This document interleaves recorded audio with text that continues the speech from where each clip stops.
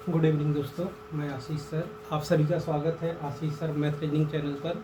आज हम लोग एसएससी सीजीएल में जो क्वेश्चंस पूछे जाते हैं रीजनिंग के, वो बहुत इंपॉर्टेंट क्वेश्चंस लेके आया हूँ। चलिए देखते हैं पहला क्वेश्चन इसमें। निम्नलिखित में कौन सा जोड़ा बिल्कुल समान है? तो ऐसे ही सवाल आते हैं कि आपको एक एड्रेस दिया जाता है जिसमें आपको देखा जाता है कि वो एड्रेस सेम है, कहाँ कहाँ सेम है। या तो पहले आपको क्वेश्चन दे दिया जाएगा एड्रेस में और उसको ऑप्शन 1 2 3 4 में आपको सर्च करना होगा कि वो सही तरीके से कहाँ लिखा हुआ है।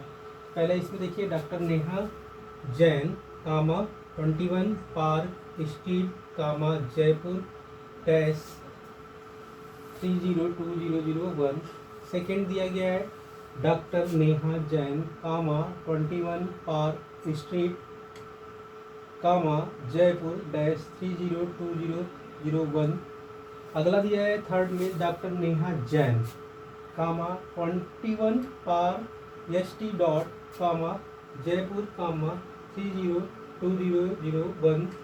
फोर्थ दिया है आपका doctor Neha Jaiswal 21 park street Jaipur 3001। इसमें आप ध्यान से देखेंगे तो आपका पहला अगर देखा जाए doctor Neha Jain 21 park street Jaipur dash 302001 ये मिल रहा है। इसका देखेंगे सही कामा यहाँ पे है, स्ट्रीट के बगल में कामा है और डैश के बगल में डैश है और नंबर भी दोनों कॉमन मिल रहा है, तो ये पहला और दूसरा मिल रहा है, तो ऑप्शन नंबर ए सही हो जाएगा। इसी तरीके से अगर एड्रेस दिया रहेगा तो आपको बस थोड़ा सा ध्यान देना होगा कि कहाँ पे कामा लगा है, कहाँ पे डैश लगा है और नंबर में क्या परिवर्तन किया गया है।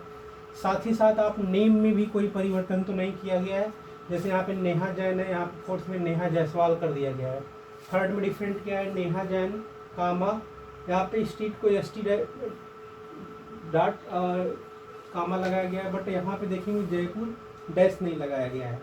तो ये दो मतलब यहाँ पे आपका ये इसकी वजह से नहीं हुआ और यहाँ पे जायसवाल की वजह से नहीं हुआ और यहाँ पे क्या है डैश होना चाहिए, यहाँ पे भी डैश होना चाहिए। तो ये डिफरेंस बता देता है कि भाई जो सेंटेंस दिए गए वो सही तरीके से एड्रेस के सेंटेंस में गलत है। अगला क्वेश्चन दिया गया है, यदि प्लस का अर्थ गुणा, माइनस का अर्थ भाग गुणा का अर्थ प्लस और भाग का अर्थ माइनस है। यहाँ पे देखिए बस क्वेश्चन को चेंज कर लीजिए। पहले आपका क्वेश्चन दिया गया है 12, पहले लिखिए 12 प्लस की जगह पे गुणा किया गया है। क्या किया गया है? गुणा किया गया है। 6 दिया गया, अब गुणा की जगह पे आपको क्या किया गया है? प्लस 4। उसके बाद माइनस की जगह पे आपका क्या किया गया है? भाग। माइनस की जगह पे क्या किया गया है? भाग, और भाग की जगह पे माइनस किया गया है। तो अब ये आपका होता है भागु जोड़ से संबंधित आपका ये क्वेश्चन आ गया। तो इसको अच्छे से तरीके से सॉल्व कर लीजिए।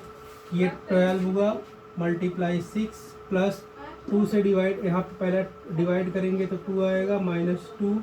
अब देखिए अगला स्टेप क्या होगा कि हम मल्टीप्लाई को तोड़ेंगे तो यहाँ पे 72 होगा, +2 हो गया -2।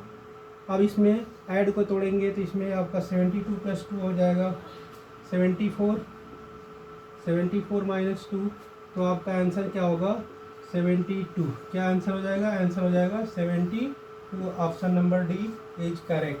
तो आपको बस इसमें क्या है, साइन को चेंज करके तुरंत बोर्ड मास रूल से भागो जो आपका हो गया, पहले डिवाइड को तोड़ेंगे, फिर मल्टीप्लाई को तोड़ेंगे, फिर प्लस को तोड़ेंगे, फिर आपको माइनस को। तो आपको भागुजोत फार्मूला याद रखना होगा। क्या याद रखना होगा? भागुजोत, तो इसमें भाग पहले टूटता है, पहले नंबर पे भाग, दूसरे नंबर पे गुणा, तीसरे नंबर पे आपका जोड़, चौथे पे घटाना। तो ये जब साइन को चेंज करने के बाद आप करेंगे तो आपका आंसर आ जाएगा 72। इसी तरीके से आपका जो क्वेश्चन आता है आप अच्छे से कर लेंगे। और ये वीडियो आपको अच्छी लगी तो लाइक करें, कमेंट करें, सब्सक्राइब करें और शेयर करें।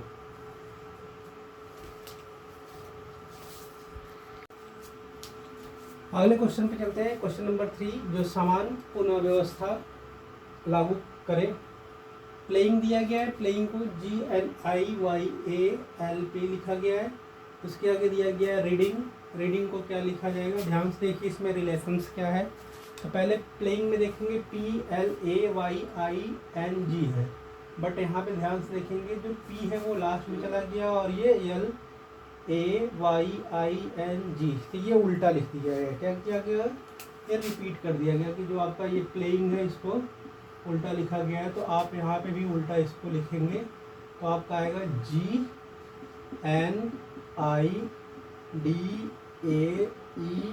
GNIDAER। अब देखिए ध्यान से देखिए GNIDAER,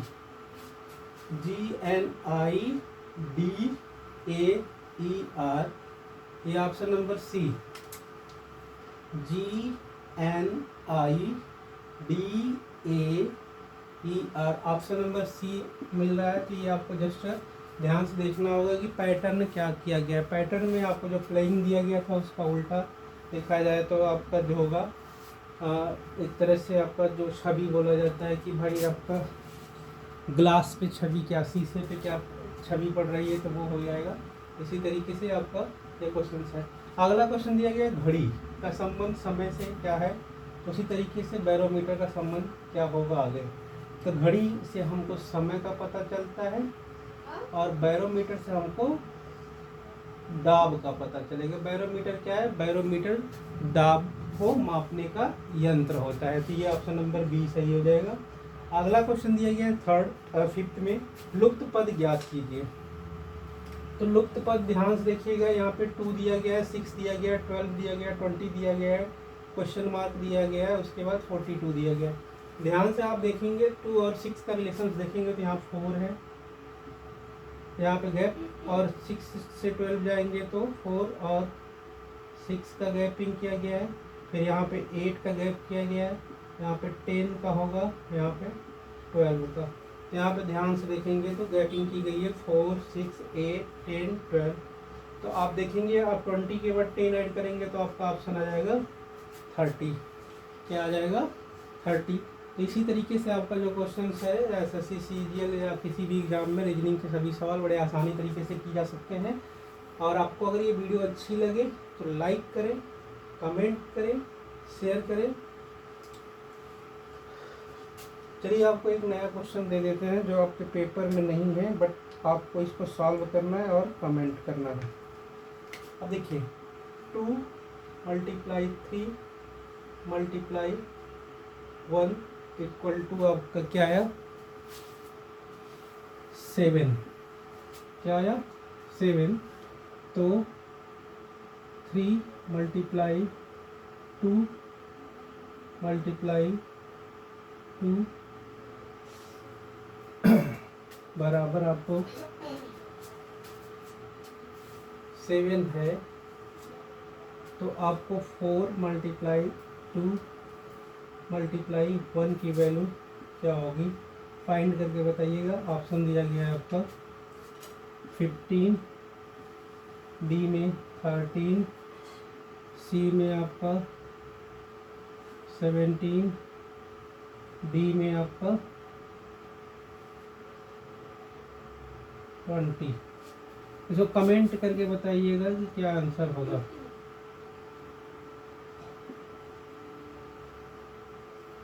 आंसर कमेंट करिएगा, इस क्वेश्चन का आंसर कमेंट करिएगा। ये बहुत अच्छा क्वेश्चन बनाया गया है जो इस लेवल पे समझ में आएगा कि 2 × 3 × 1 की वैल्यू 8 है, 3 × 2 × 2 की वैल्यू 7 है, 4 × 2 × 1 की वैल्यू कितनी होगी। तो बहुत अच्छा सवाल है, इसको अच्छे से आप लोग करके दिखाइएगा, कमेंट कर दीजिएगा कितना आंसर आएगा।